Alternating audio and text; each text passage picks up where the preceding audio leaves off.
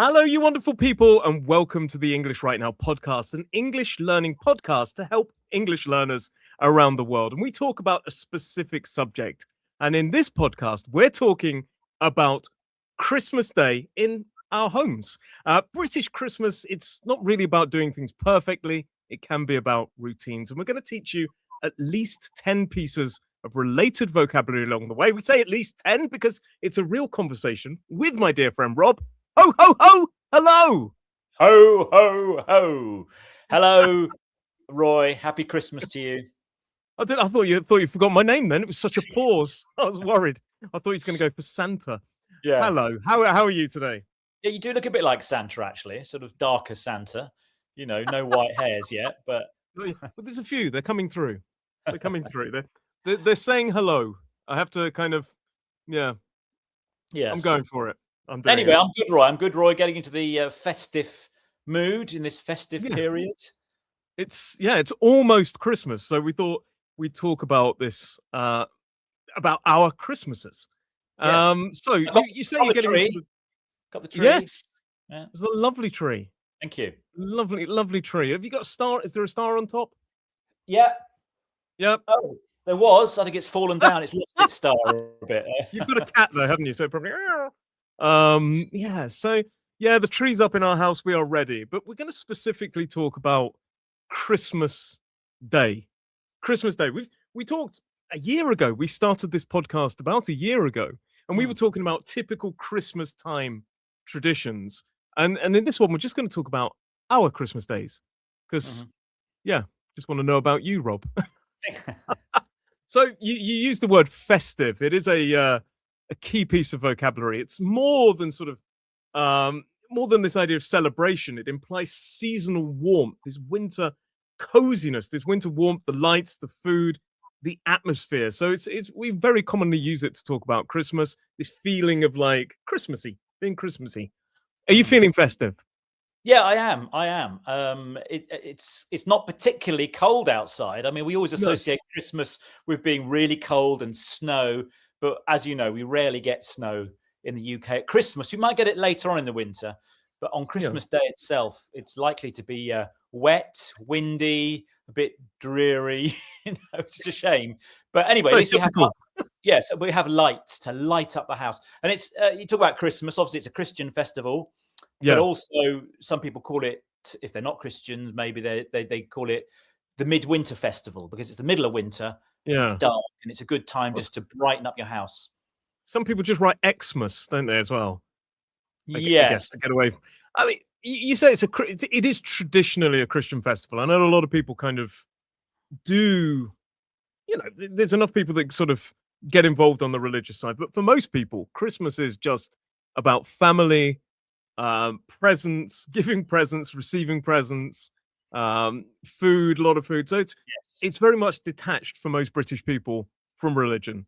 I would say quite a I don't know many people that go to church on Christmas Day that but they do in the schools, I think, a bit. But there's a lot going on in schools. They do nativity plays, telling the story of the birth of Jesus, a nativity play. And some people, perhaps more people, go to church this time of year than they do the rest of the year. Some people might go because they like to sing Christmas carols or something like that.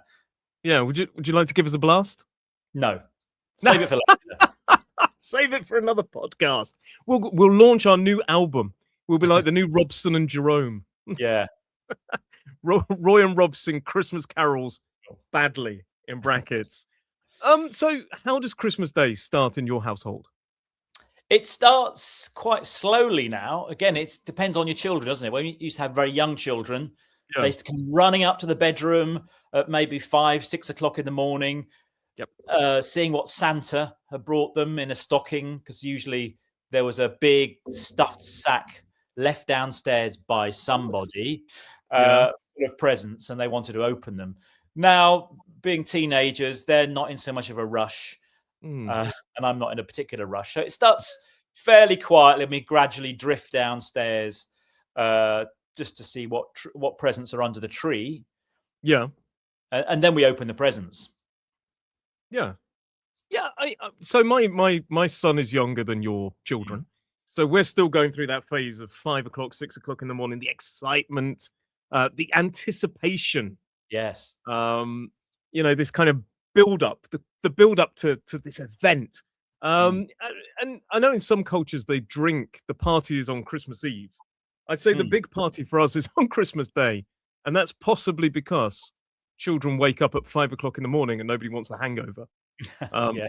I don't know. But yeah, my son will come on, but he's been. He'll run downstairs, check if his presents are there, and then he'll come up, Dad, Mum, Dad, he's been, Santa's been. And we're like, oh, really? Oh, God, it's 5 in the morning. Let's just open a couple of presents and go back. But we then go downstairs, and then there's ages you're trying to stay awake. You're like, oh, I'll make a coffee, because you give up. And then Yes. you kind of go, that's the start of the day. You start Yeah. off knackered, basically. You go with the flow then, don't you? Go with the flow, Yeah. just carry on, But I Go mean, with the flow. That's a good expression, actually. It means sort of like just don't push against things. Don't try to change the course of the day. You just kind of go with everybody else's ideas. You sort of follow their ideas. I'm just saying that excitement there as a child. I mean, I do remember that. It was really Yeah. exciting, wasn't it? To think that this guy, Santa Claus or Father Christmas, had come to your house, dropped these presents off, and here was this huge sack of plastic toys and stuff. Yeah. As a parent, you have a slightly different experience, don't you? Yeah. Yeah, you do. You do. But it's magical to see it through a child's eyes. I think I rediscovered my love of Christmas through my son. Yeah. And we're talking about getting up early. A key piece of vocabulary is a lie-in. A lie-in is when we sleep later than usual. Doesn't happen normally on Christmas Day, but No. potentially the next day on Boxing Day, it does happen. And what's the one thing you really associate with Christmas these days? Chaos and mess, because the house is still chaotic and mess. What do I associate it with? Eating too much or eating lots. So we will have a sort of breakfast, an informal. We won't have a sit-down cooked breakfast, but an informal breakfast. We might have a Bucks Fizz to start with, orange juice and champagne, or orange juice and prosecco mixed. We may have some croissants and pastries. Start eating there. Then we do the presents, of course, as I said. Yeah. And then when we start thinking about getting Christmas dinner ready, because that's the big thing, I suppose, the Christmas dinner. And because we have people's family staying, so my mother-in-law will be here. She always comes to stay with us. My father will pop around later to join us for dinner. So, the house will eventually get quite busy and quite chaotic. So we have to start thinking about cooking that big dinner. And the main meat is, what's the main meat for you? Well, it should be turkey, shouldn't it? Should be turkey. Yes. But a lot of supermarkets, they sell out. So there's no more turkey. So you end up with chicken or some random meat, hopeful that your family just accept it. But it should be turkey. We haven't got our turkey yet. There's 6 days to go. And probably now is a time to start panicking. So yeah, I mean, that's the thing. And it's interesting because the first thing you associate with Christmas, you're talking about eating, and then you're mentioning Bucks Fizz, which is a very Christmassy drink. We overindulge, I think. Yeah. This is a key piece of vocabulary. It's when we eat or drink far more than usual, probably to the point where we become a bit sick. Everybody overindulges at Christmas. It's, you end up deciding to go on a diet. Yes, yeah. And of course, it's not all of it, but a majority of it is unhealthy as well. It's not like you're overindulging on fruit. It tends to be, cakes and then your big roast dinner, and there's probably a big pudding to eat afterwards. So you do. I suppose you just let yourself go, don't you? You don't worry about, on that day particularly, you don't worry about your weight, your diet, or anything like that. You just think, it's Christmas. Yeah. Another thing as well that, is a key piece of vocabulary. You end up with so much food that you end up eating the same bloody turkey for about a week or 10 days, and we call this sort of food leftovers. This is food from previous meals, especially like this big elaborate Christmas lunch. So we end up serving leftovers for days in my house. Yes, we do. So you've got roast turkey, then you might have a turkey pie, then you might have some cold turkey, with a salad or something, Yeah. and then there'd be towards the end there'd be like a turn it into a turkey curry or something like Yeah. that. But Yeah. on the day, yeah, it's a lot of preparation. This is the thing, you don't really relax No. until evening, really, because first of all, we got all the kids and the presents and stuff, and then you think, right, I've got to start preparing dinner, Yeah. this big Christmas dinner, Christmas lunch. It's not just me, of course. My wife does do some of the work as well. I have to say, it's not. Shout out to my wife for that one. Yeah. But yeah, you got your potatoes to peel and the vegetables, and then you got to get the oven ready because the turkey can take 2 to 3 hours to cook. Yeah. So you got to get all this stuff ready. Maybe a slight break before you start then serving it all up. So yeah, you're working quite a lot really on Christmas Day. See, my Christmas is a little bit different in that sense. I think so. We do have a small bite to eat at breakfast, but what we tend to do is we kind of prep the food. All We right. prep the food, peel the potatoes, as you say, and all that, and get everything ready, get the turkey sort of ready to put in the oven, and then we wander to the pub. Oh right. So we do Christmas. It's a tradition with our friends. We go to a pub, and the pubs are only open for 2 hours, but it's really nice. Everybody meets up. Merry Christmas! And it's kind of a nice tradition. We have a few pints with our friends, and we go to a pub that's really, really cozy. And cozy is a key piece of vocabulary. It's sort of a warm, enclosed, kind of emotionally comfortable space. Our home can feel quite cozy, and so can a pub. And we go there a couple of hours, and then we go home. And then I think last year I cooked Christmas lunch or Christmas. It's kind of Christmas lunch dinner. It kind of blends into one. It's like a massive meal that goes on for hours, seemingly. And usually we eat around 3:00. Yeah. So it's not really lunch. It's kind of, yeah, there's no real, it's neither lunch nor dinner, is it? It's just sort of mid-afternoon, really, when it's ready. We, as a child, we used to sit down and actually watch the Queen's speech, because the Queen's speech is on television at 3:00. Now the King's speech, of course. Yeah. Now the King's speech. It was always broadcast at 3:00, and I know certainly my mum would want to watch the Queen and look at the speech. There was a 10-minute speech, and then we go and have dinner. Yeah, that was a tradition as well. Yeah, and this is the thing. It's you have a bit of a do, and a do is a key piece of vocabulary. A do is another word for a party. Slightly informal, but a bit old fashioned, and it ends up being a bit of a family do. So when we get back from the pub and we start cooking, my parents usually come round to our house. So they'll sort of, because they don't really like to get up that early, so they like a kind of relaxed morning, no chaos, and then maybe we'll save a couple of presents for our son to open, or either that or he'll go before the pub to their house, just to open something. But usually they come over and then they eat. And before Christmas lunch, we can talk about what we eat for Christmas lunch in a moment. But there's loads of nibbles around, isn't there? Loads of nibbles. Yeah. There's always nibbles around. These are like crisps and nuts. And bowls of things you can just literally snack on. Peanuts. This is a key piece of vocabulary. Nibbles. Yeah, small snacks. So you casually eaten over long periods, and it just keeps people a bit more, bit more content while they're drinking. But this is the thing. So yeah, we start off and we have Christmas dinner at around 3, and that sort of goes on till about 4 or 5. Lots of wine, some champagne, maybe some spirits afterwards. It gets very heavy. And some people do go over the top at Christmas. This is a key piece of expression. Excessive, more than expected. Some people go really over the top at Christmas. We don't, not that much. Do you go a bit over the top?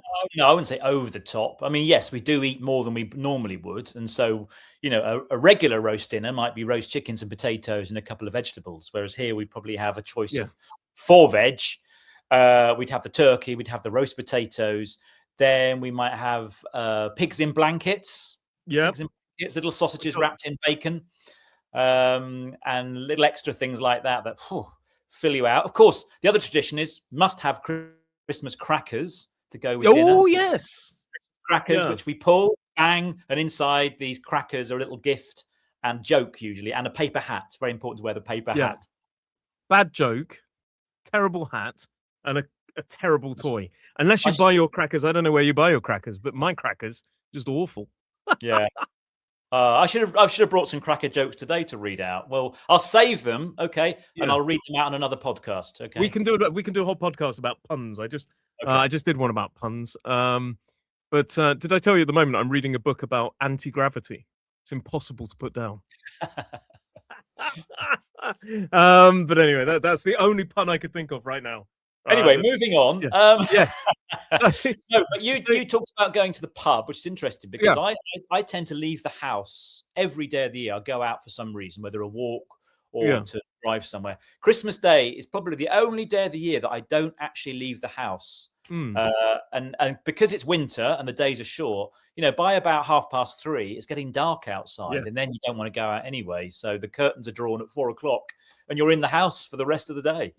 No, yeah, it's kind of the feeling of being cozy at home, isn't it?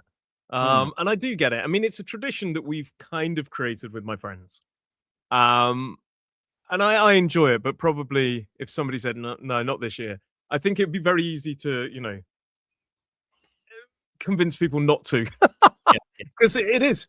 People like to be at home on Christmas Day. They like to, nobody wants to drive, or it's a weird thing. It's the ultimate day to sort of wind down, except we don't. So wind down means to relax gradually after activity. So usually Christmas evening you do wind down. But it's this idea of escaping any obligations or it's interesting, really. That's what I do like about Christmas Day. It's a change from the routine. You don't do all the same things. You don't get up, have breakfast, do the dishwasher, do the washing, go to work. It's just a complete change of but it's ironic, isn't it? Because it's a change of routine into its own routine. It has its own routine that day, but it's a completely irregular routine. And like you say, roast dinner. We talked about roast turkey. You can have roast ham. You can have roast beef, but we typically have a roast, which is short for roast dinner.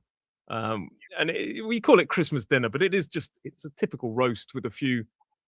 It's just an over indulgent, I think, Christmas roast. It's it's got all the normal stuff, but a bit more. To top it off, of course, then you have pudding, don't you? Dessert pudding. Christmas pudding is the tradition, but that's a very, very heavy pudding. And when you've had all that roast dinner, you don't really want it. So you might have something lighter, like a trifle or something like that. And then more alcohol, then more booze. But this is what I think. I think you get into this pattern. I think you start off light in terms of food, and then Christmas around 12 till 6, you're just eating and eating and eating and eating, and that seems to prepare us to drink. After that the wine starts flowing and everybody's settling down, and I think that's one reason. Sorry. I was going to say, after dinner, of course, a bit more drinking. A lot of people then are so full, people sit on the sofa and fall asleep or things like that, don't they? Have a little doze. But then we go on and do other things like play games. Do you play games? A few. I mean, like charades, I think is a classic one. I mean, it's a bit too. I don't think my son's fully there yet for playing charades.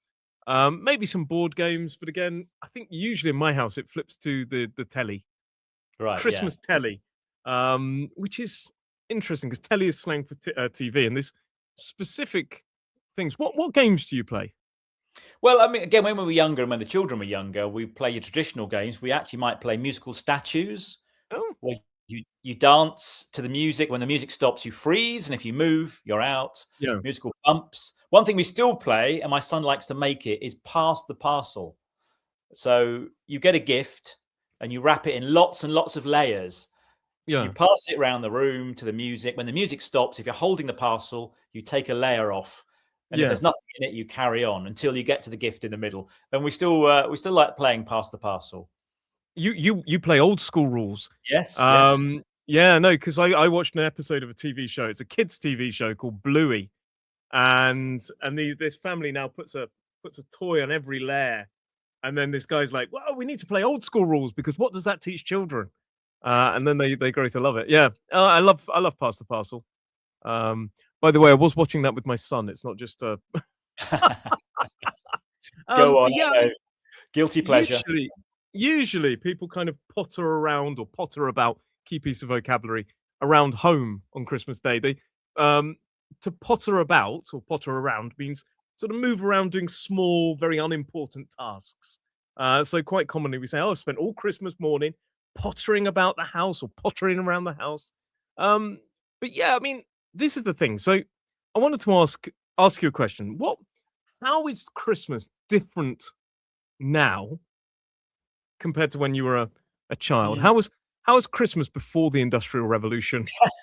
Cheeky, cheeky. No, I have very fond memories of my Christmas as a child because we used to, I say, get up in the morning, open the presents, but then Yeah. we'd pack everything into the car and we'd drive down to my auntie and uncle's house, who lived in a bigger Oh yeah. house than we did, down near the coast. And my cousins would be there, and we'd have a big dinner again. We'd play game because then there were about, I suppose there were 8 of us then altogether. So big group to play games with. Then, as it turned out, I didn't know at the time, but my uncle would go out for a walk, and then whilst he was having a walk, Father Christmas turned up at the door. Oh, Strange coincidence. He turned up with a amazing. sack full of more presents, and so we'd have more presents in the evening, which was obviously something to look forward to. Played more games, of course, and then as a child, Yeah. you're allowed to stay up late. That's the great Yep. thing, isn't it? You can stay up late. Yes. No I rules. I wonder that thing about the convenience of your uncle leaving and Santa coming. Do you think they didn't like each other? Must have been. I think maybe Yeah, he had a maybe he sensed maybe he had a phobia of Father Christmas, and so he had to go maybe, out. Yeah, yeah. maybe. But what a coincidence. But this, So yeah, that was my childhood Christmases with my cousins and stuff. Now yeah, there's fewer of us, and we're all getting a bit older. There's perhaps not so much energy, so it's more yeah, kind of, as you say, sitting around, sleeping, watching TV, pottering around. yeah. I I think that yeah, I was thinking about this. So for me, I know it's not the most. I don't know. It's not the most amazing of reasons, but I think what's really changed for me is Christmas telly. Mm, Genuinely. So when I was a kid, we didn't have things like Netflix or on demand where you could just watch what you wanted when you wanted. At Christmas time, you would plan your day around the television. You'd yes, buy a yes. copy of the Radio Times, and you'd be, "Oh, want to watch that, want to watch that." Oh, 2 o'clock on, you'd almost be setting your alarm for specific times on Christmas Day and Boxing Day and Christmas Eve to watch specific films. And films always, these big films were always on at Christmas. So Mm. Christmas was like this event of films, and you would sit for hours just watching film after film after film.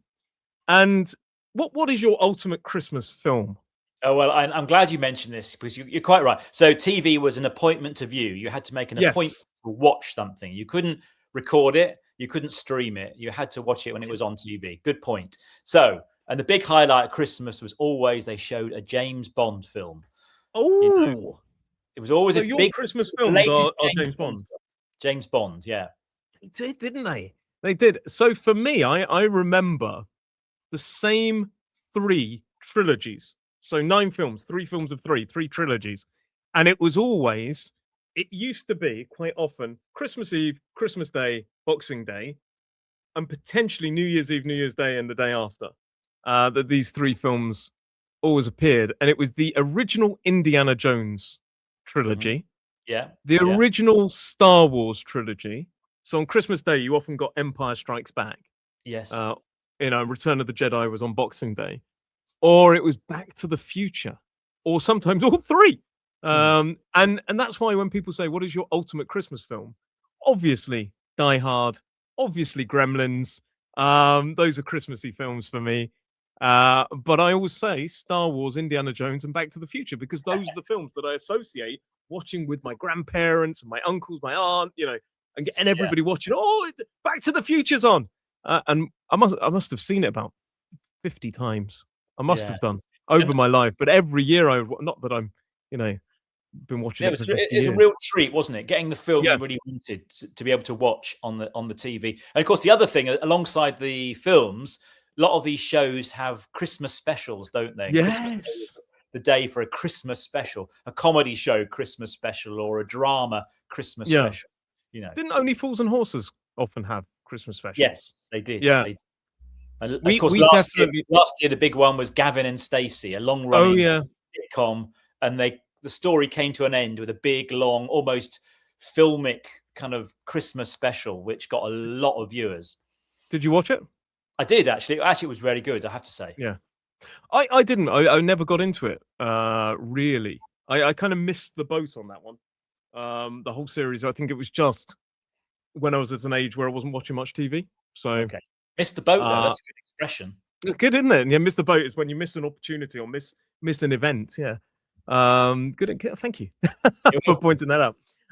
But yeah, I think and we definitely need to do a podcast about Only Fools and Horses. Because that special, I think it was in 1996, is the most watched sitcom episode, I believe, ever. Yeah. Singular, maybe. Well, certainly British TV, I believe. And it was basically half of the country tuned in to watch it. Amazing. And it was the one where they finally became millionaires. But anyway, but I think, but yeah, this is the thing. The whole events of Christmas telly, it's lost now. My son just goes, "Oh, just watch that. Oh, just pause it." I know. Yeah, it's spoilt that kind of everyone having to come together to watch one program together. It's like watching the World Cup final. It's the only time that everyone is watching at the same time, But but it seems generally though a lot of people's Christmas days are centered around TV, really. Food and TV, isn't it? Food and TV, yeah. Give people a day where they can do anything. They just eat and watch television. Yeah. Oh dear. So to recap, I mean, a lot of people say, "What are you doing for Christmas?" Same old. Or some people say, "Same old, same old." This is an affectionate expression for repeated traditions. Same old routine this Christmas, same old things this Christmas. It's like nothing new, but it's kind of positive. So we get up in the morning, presents, both of us do that. And then we both sort of prepare the food, but I pop to the pub. And then we eat, drink, we be merry. You play games and I watch TV. And then slowly but surely you kind of start dropping off on the drop off is when we fall asleep. Start dropping off on the sofa, don't you? Like, you got your glass of wine. And you always see that relative with the wine starting to tip, and you're like, oh, not red wine on the sofa. Yeah. Because and it's a lot of sort of snoozing where you lightly sleep on Christmas Day. Yeah. It's great. Well, Can't wait. Bring it on. 25th of December. On that note, let us know your Christmas Day traditions. Do you find anything we said a bit weird or wonderful? And if you want to support this podcast, you can buy a cup of tea for us down in the comments below. And there's even some exclusive material that you can learn related to the subject we talked about today. But for me, I just want to say Merry Christmas. Thank you very much for joining us, everybody. Merry Christmas, Rob, and I'll see you in the next podcast. Yeah, Merry Christmas, Roy. Merry Christmas, everybody. It's been a fantastic year here on our podcast, hasn't it? Yes, it has. It's been oh gosh, we're going to turn into It's a Wonderful Life. But yeah, it has. It's been a good year. And here's to many more years. Okay. Thank you very much, Rob. You go like, okay. Thank you very much, Rob. I'll see you in the next one. Bye, everyone.